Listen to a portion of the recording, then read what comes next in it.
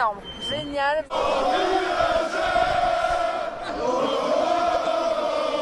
Et ben voilà, on repart de l'avant. Ça reste un trophée de football. Après, si j'avais le choix, j'en ferais un autre.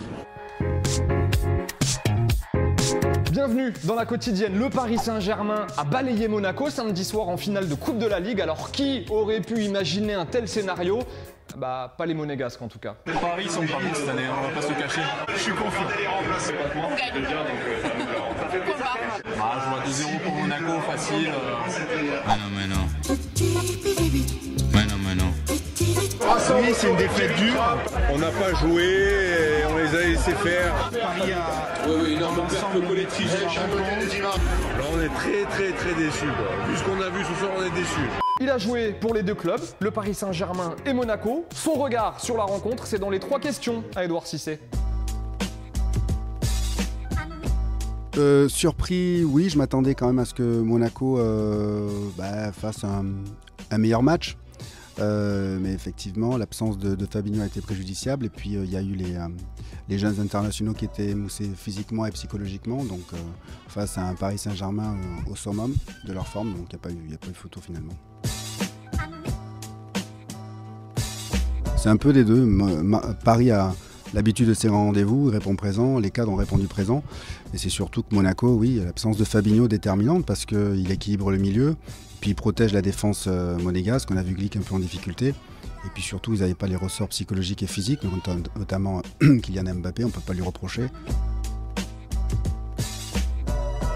Non, je pense pas. Je pense que c'est la vérité de ce match-là. C'est une finale. Il y a des compétitions qui sont totalement différentes. Mais en tout cas, ça peut être très intéressant en termes d'apprentissage pour les Monégasques. C'est une finale. Pour la plupart, ils jouaient la première finale de leur carrière. C'est une préparation particulière. Ça pompe de l'énergie. Ils n'en avaient pas plus que ça vu qu'ils étaient en trêve internationale.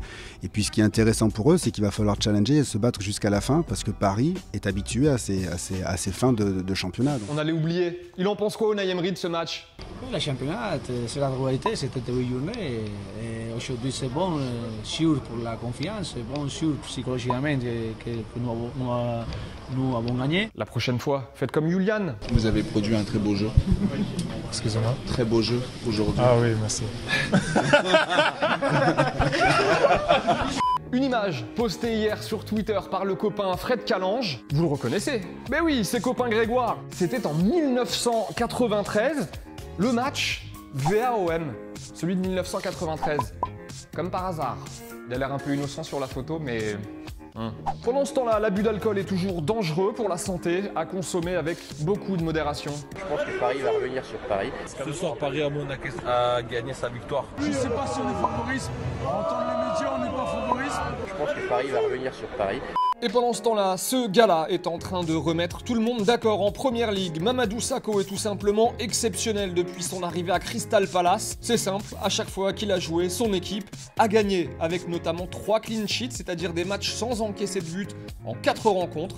Samedi, Crystal Palace est allé gagner 2-1 à Chelsea avec du grand Mamadou Sakho. Ça fait plaisir et selon certains médias anglais, Palace serait déjà décidé à lever l'option d'achat de 30 millions d'euros. Là aussi, on attend votre avis. Est-ce qu'il mérite de retourner dans un grand club? Est-ce qu'on doit le revoir en bleu, Mamadou Sakho?